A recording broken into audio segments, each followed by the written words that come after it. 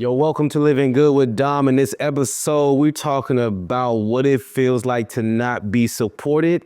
And when you aren't supported by those you feel like you want the support from, how do you find that center of power, strength, and mental fortitude to continue moving forward?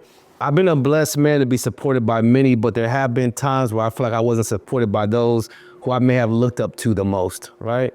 And the truth of the matter is, at some point, I had to realize that my motivation, my sense of urgency, my sense of completion, and my willpower had to come from something that was inside myself, that was connected to the Most High. And if I could remember that this was my purpose given to me before I even touched down on this earth, and I could remember that it was powered by a source that no human being could ever dominate or take away.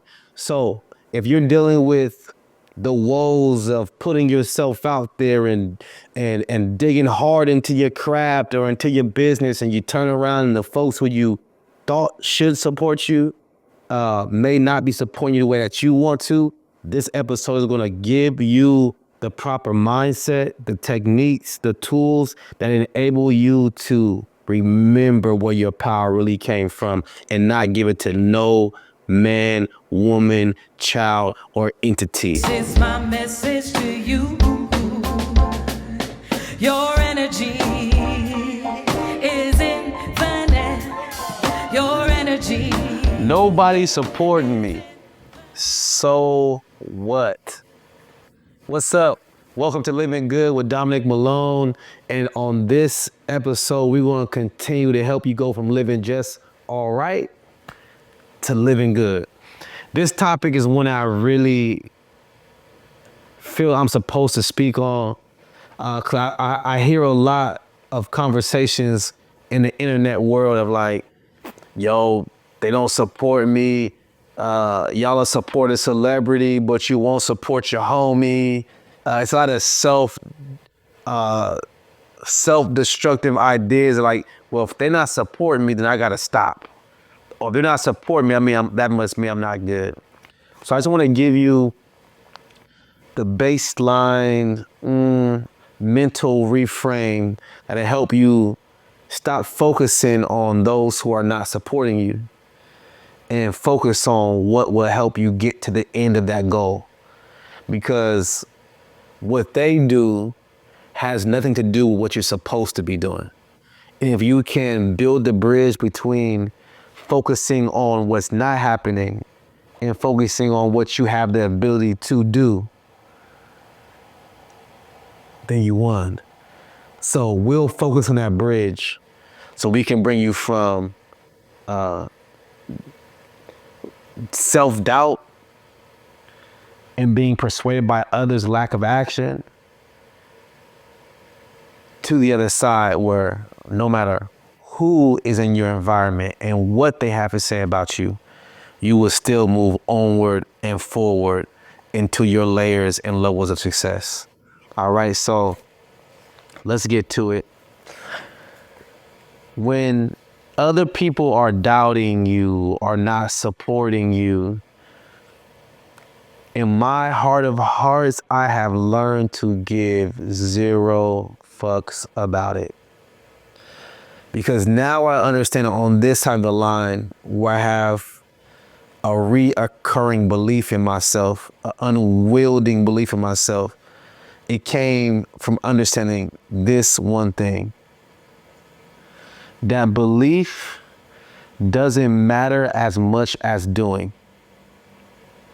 If you think about what the physical action is to believing, it's doing. If you believe in yourself, then you do it, right? So like I believed that this couch was going to support me when I sat down, right? So what did I do? The action was I sat down. I believed that if I was to leave this studio right now and go into my home would still be there. So what am I going to do? I'm going to finish this podcast and walk outside. So belief has to be paired with action. You actually don't have to believe anything, but you have to do whatever it is you feel like you're supposed to do. So let's talk about it a little deeper, right? Let's give an example. I believe that I will have the top one or two.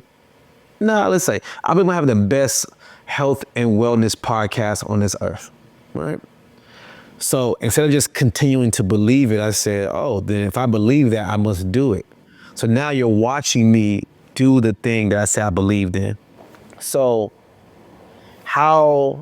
what is belief structured? What's the structure underneath belief? How do you get to a place where you can act even when you are in somewhat of a disbelief, or when you're depending upon your fuel to come from somebody else? I think the trait of mental fortitude is one that has to be practiced.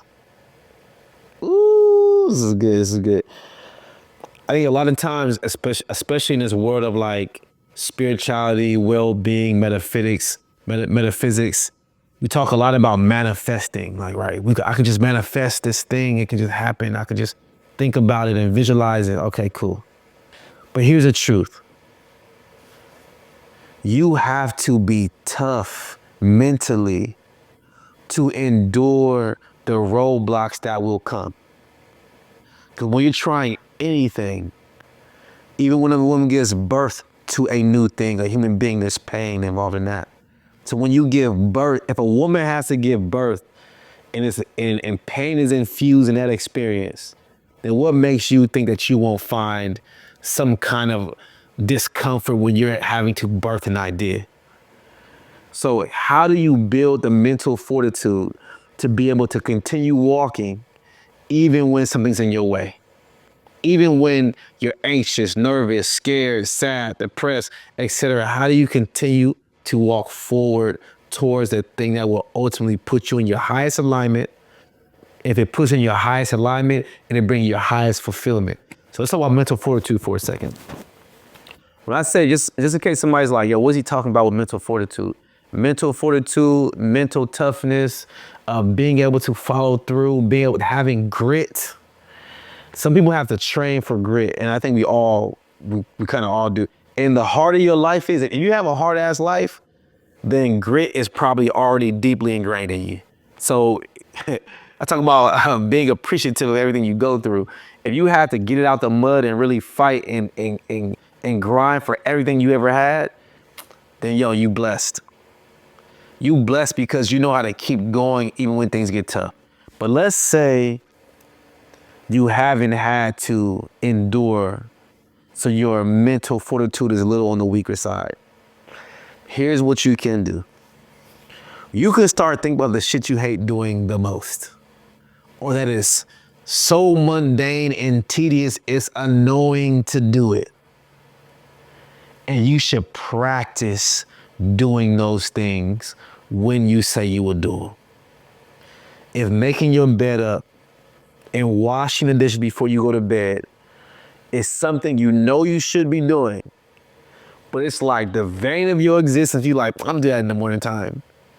You're giving into your lack of mental fortitude. If you want to build it, you should say, all right, this is a character building moment right here. Like, them dishes in the sink, I said I'm gonna do them before I go to sleep. I'm tired, but I'm gonna do them anyways. If you hate going to the gym, then go to the gym. This works really good with like love scenarios too. Like, let's say you're feeling a little, like you don't feel like showing love to somebody because somewhere in the past they hurt you or something like that. If you can still move in a loving way for them and towards them, you're also building up your mental and emotional fortitude. You're doing what you think you're supposed to be doing, even amongst the idea that you don't want to do them. So mental fortitude is a really big one. The strength of your belief,